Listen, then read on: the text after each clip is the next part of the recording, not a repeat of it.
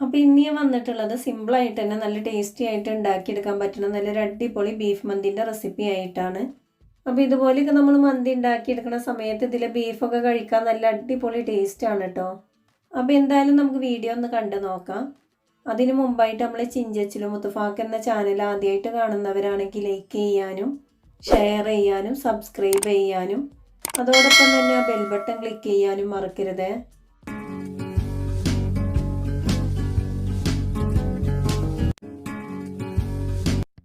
അപ്പോൾ നമ്മൾ കുക്കറിൽ വെച്ചിട്ടാണ് ബീഫ് വേവിച്ചെടുക്കുന്നത്. അതിനായിട്ട് ഞാനിവിടെ ഒരു കുക്കർ അടുപ്പിൽ വെച്ചിട്ടാണ് തവിട് എണ്ണ ഒഴിച്ചു കൊടുത്തിട്ടുണ്ട്. എണ്ണ നന്നായിട്ട് ചൂടായി വരുന്ന സമയത്ത് ഏലക്ക, പട്ട, ഗ്രാമ്പു, പച്ചമല്ലി, ചെറിയ ജീരകം, കുരുമുളക്, 2 ബേ ലീഫും ചേർത്തിട്ടുണ്ട്. എന്നിട്ട് ഇതുപോലെ നന്നായിട്ട് തന്നെ ഒന്ന് ചൂടാക്കിയെടുക്കുക.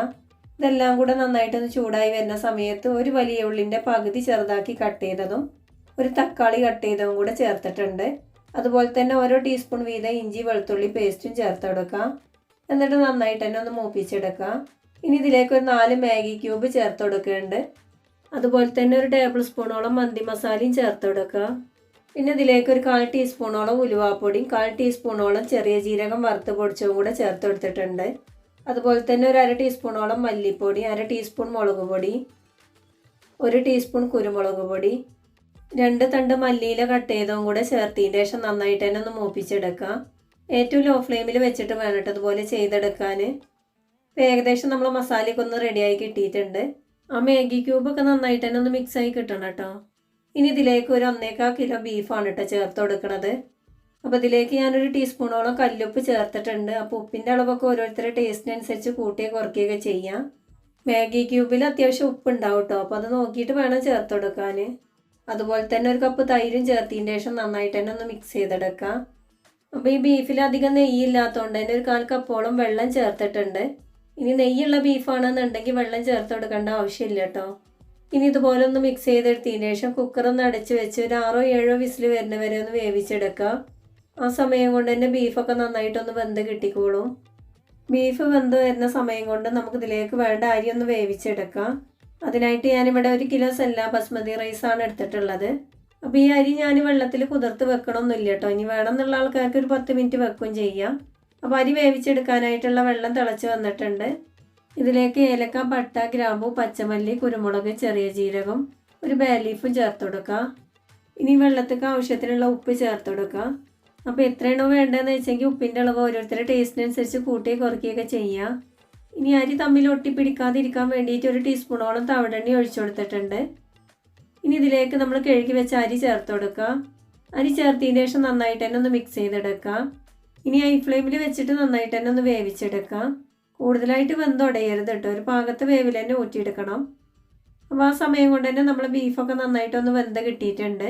അപ്പോൾ ഇതിൽ കുറച്ച് മസാല ഉണ്ട് കേട്ടോ. അപ്പോൾ ഇതിൽ നിന്ന് ബീഫ് മാത്രം എടുത്തിട്ട് ചെറുതായിട്ടൊന്ന് ഫ്രൈ ചെയ്തെടുക്കുക. അതിനായിട്ട് ഞാനിവിടെ ഒരു കടായി അടുപ്പിൽ വെച്ചുകൊണ്ട് തവിടെണ്ണ ഒഴിച്ചു കൊടുത്തിട്ടുണ്ട്. എണ്ണ നന്നായിട്ട് ചൂടായി വരുന്ന സമയത്ത് ബീഫ് ഇതുപോലെ ഒന്ന് എണ്ണയിലിട്ട് കൊടുക്കുക. എന്നിട്ട് ലോ ടു മീഡിയം ഫ്ലെയിമിലിട്ടിട്ട് വേണം കേട്ടോ ഫ്രൈ ചെയ്തെടുക്കാൻ. ഇതിലേക്ക് ഞാനൊരു ടീസ്പൂണോളം വറ്റൽമുളക് ക്രഷ് ചെയ്ത് ചേർത്ത് കൊടുക്കുന്നുണ്ട്. അതുപോലെ തന്നെ എരിവിന് ആവശ്യത്തിനുള്ള കുരുമുളകും ചേർത്ത് കൊടുക്കുക. അപ്പോൾ ഞാൻ കൂടുതലായിട്ട് എരിവ് ചേർക്കണില്ല കേട്ടോ. ഒരു 1/2 ടീസ്പൂണോളം ചേർത്തിട്ടുള്ളൂ. പിന്നെ ഇതിലേക്ക് ഒരു ടേബിൾ സ്പൂണോളം ടൊമാറ്റോ സോസും ചേർത്ത് കൊടുക്കുന്നുണ്ട്. എന്നിട്ട് നന്നായിട്ട് തന്നെ ഒന്ന് മിക്സ് ചെയ്തെടുക്കുക. അപ്പോൾ ഇതുപോലെയൊക്കെ നമ്മൾ മന്തി ഉണ്ടാക്കിയെടുക്കുന്ന സമയത്ത് ബീഫ് കഴിക്കാൻ നല്ല അടിപൊളി ടേസ്റ്റാണ് കേട്ടോ. അപ്പോൾ നമ്മൾ ബീഫൊക്കെ ഏകദേശം ഒന്ന് റെഡിയായി കിട്ടിയിട്ടുണ്ട്. അപ്പോൾ ഇത്രയും മതി. ഇനി ഫ്ലെയിം ഓഫ് ചെയ്യാം.